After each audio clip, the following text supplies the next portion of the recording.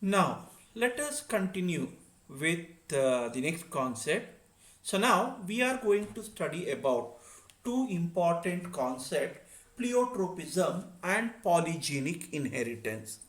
What is this? Might be while studying about principles of inheritance, you will be studying deviation from Mendelian principle. That is, Mendel has proposed three important laws: law of dominance, law of segregation, and law of independent assortment. So, in this law of dominance, it tells that a character is controlled by a pair of factors or genes of a character genes present in pair. One gene is going to be expressed, this is called dominant uh, gene, or a character which is expressed is called a dominant character, and that gene that promotes the expression of dominant character is called dominant gene, whereas the other character will be suppressed and the gene responsible for it is called as recessive gene. So this is what law of dominance speaks. And it was believed earlier that all living organisms are going to follow about this law of dominance. But there are many cases where law of dominance is violated. So you will be studying about incomplete dominance. You will be studying about multiple allelism. Likewise, the other two concepts are pleiotropism, polygenic inheritance. Likewise, you have codominance, you have got epistasis, and so on. So in today's class, we are going to study about two important deviations from Mendel principles of dominance, that is pleiotropism and polygenic inheritance. So let me come for pleiotropism. What is this pleiotropism? Greek pleo means more, tropo means turn. What do you mean by pleiotropy? It's a condition where a single gene can exhibit multiple phenotypic expression at same time. Or in simple term, a single gene controls many characters. So this is very very important. Usually, according to law of dominance, a character is controlled by two genes. Two genes represent single character, but a single gene controls many characters. So this phenomenon where a single gene exhibits multiple phenotypic expression at same time is called pleiotropism. Or there is a second definition. Pleiotropy is a condition where a gene produces more than one phenotypic effect which are totally unrelated. Here the characters which are controlled are nowhere having a connection with one another. So therefore that's other important definition. Likewise, a single gene product may produce more than one effect. So that you will understand when we come for examples. So let us come for the what are pleiotropic genes? So the genes which produce multiple phenotypic effects are called as pleiotropic genes, or you can tell that the genes responsible for pleiotropism are called as pleiotropic genes. So let us try to understand the examples for this pleiotropism. So this example is from your textbook only with regarding to size and shape of the seed in pea plant. So in pea plant, starch synthesis is controlled by one gene, and this gene has got two alleles. One is capital B and other one is small b. Usually when we come for the starch synthesis, if there is capital B in homozygous condition, that is two genes are similar. So if that is the case, the starch synthesis will be very effective. More starch grains will be synthesized. As a result, what happens? The size of the starch grains will be more. Whereas if recessive gene is present, that is small b in homozygous condition, then the synthesis of starch will be less effective and starch grains produced will be of smaller size. So now as a result of this, what is going to happen? Because of synthesis of starch grain, if the plants have got capital genes B, so since more large size starch grains are synthesized, the seeds will be of a round shape. Whereas in case of plants which have got recessive gene small b, less starch grains are synthesized. So therefore the shape will be wrinkled, irregular. So this is one condition. Now there is also chance this gene can be present in heterozygous condition. That is one dominant gene and one recessive gene. You can see capital B and small b. So now if this condition is present, no doubt starch grains are produced, but they are of intermediate size. Remember, according to Mendel principle, the dominant character will be always expressed in case if the genes are present in heterozygous condition.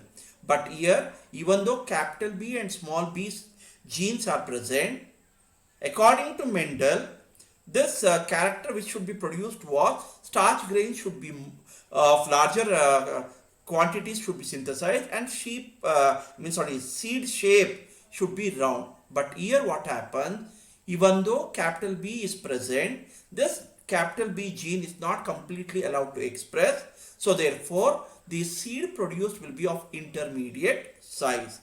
So hence here we can tell that this here the gene B is going to control two important characters. One is the shape of the seed and other one is incomplete dominance. So therefore this is an example for pleiotropism. So this example you can quote when they ask you very perfectly with regarding to this. Otherwise you have got a best example for pleiotropism in your textbook, that is phenylketonuria. What is phenylketonuria? It's a genetic disorder, or we call it as an inborn error of metabolism caused by mutation of single gene present on chromosome number 12, where that gene is responsible for producing an enzyme called as phenylalanine hydroxylase. What is this phenylalanine hydroxylase? That is, this is the enzyme required for converting an amino acid phenylalanine into tyrosine, which in turn carries out series of reaction to produce a pigment called as melanin. So it's a chain of reactions. So to start this reaction, the enzyme phenylalanine hydroxylase is required. So now, because of mutation on chromosome number 12, what happens? The gene sequence changes. As a result of that, this enzyme phenylalanine hydroxylase cannot be synthesized. So naturally, when this is not synthesized, so this is one character. The mutation is going to affect the production of the enzyme. In addition to this, when this enzyme is not going to be produced, what happens? It is going to show multiple phenotypic characters. What is that? One is mental retardation. Because phenylalanine cannot be converted into tyrosine, more amount of phenylalanine is stored in blood or accumulates in blood. As a result, this is going to affect the development of the baby. So naturally, brain development will not be there. So therefore, the baby can become mentally retarded. Second one is reduction in air. Yes, the body air or air on head growth will be reduced. Third thing is skin pigmentation. I told you, phenylalanine is converted to tyrosine. Tyrosine in a chain of reactions is going to be converted into melanin. So therefore, because phenylalanine cannot convert phenylalanine hydroxylase cannot convert phenylalanine to tyrosine, that cannot lead for formation of melanin. So therefore, our skin pigmentation gets altered. So therefore, in this what can say example of phenylketonuria, a single gene is going to control three important phenotypic expression. One is mental retardation, reduction in air, skin pigmentation, which are totally different character. So therefore, phenylketonuria is the best example for pleiotropism. There is one more example which you can think about pleiotropism. That is in Drosophila, the recessive gene for vestigial wing produces vestigial wing. So therefore, there is a gene which is going to control the length of the wings in the insect Drosophila. Usually, they will have normal wing or vestigial wing. Normal wing will be produced because of dominant gene. Vestigial wing will be produced because of recessive gene.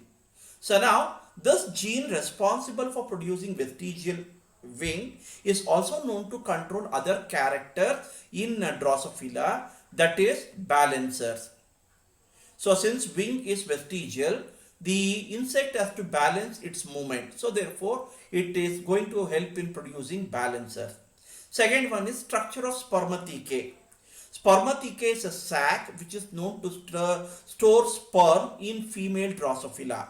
So therefore, the formation of this spermatheca is regulated by this gene, which is also responsible for producing vestigial wing. Likewise, the third important character is number of eggs produced. So therefore, these are the three best examples for what we can call pleiotropism.